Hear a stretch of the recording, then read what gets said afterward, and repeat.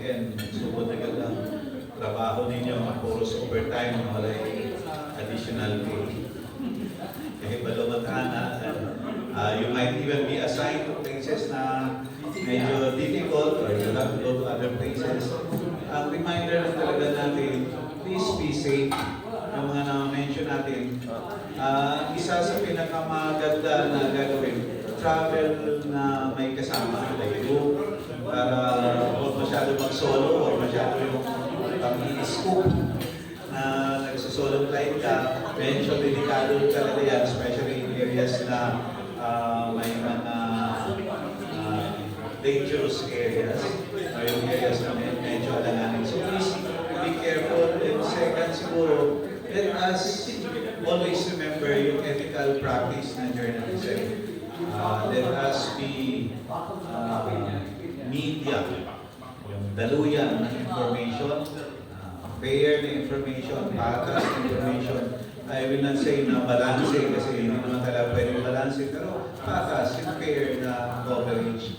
Yun yung pinaka-first na safety natin, protection natin sa isa't isa.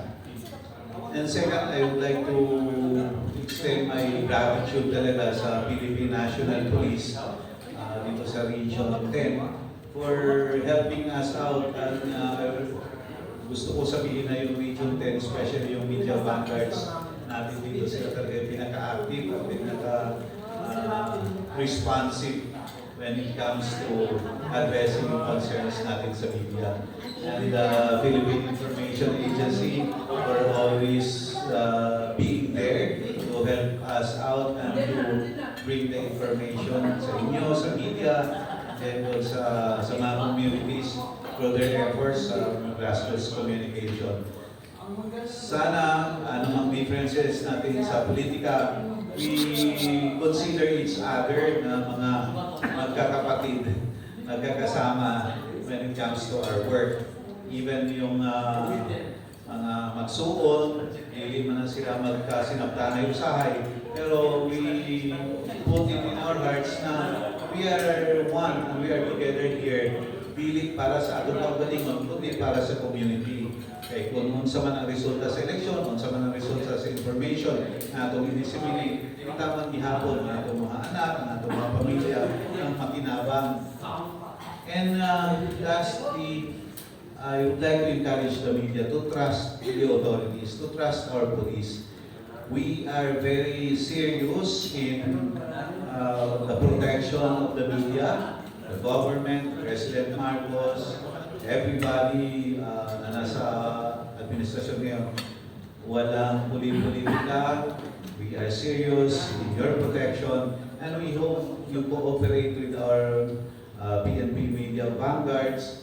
Provide information kung kailangan, kung merong mga threats, meron kayong mga agam-agam, may mga tagong kayo, andyan lang sila ma'am. They will always be there. And they are also accountable, maakyat. Kaya, for example, sina ma'am, pwede sila dumiretso sa task force, at yung task force po ninyo, ang setup po kasi ng task force ito ay chaired by the Department of Justice, co-chaired by the Presidential Communications Office, andyan yung Office of the Solicitor General, at iba pang mga government agencies, and we are reporting directly to the Office of the President, to the President himself. Every month, meron tayong pinapadala report sa kanila. Kaya we are on top of the situation sa media natin. We will always inform you at andyan lang kami lahat ng mga possible na venues for you to reach us out.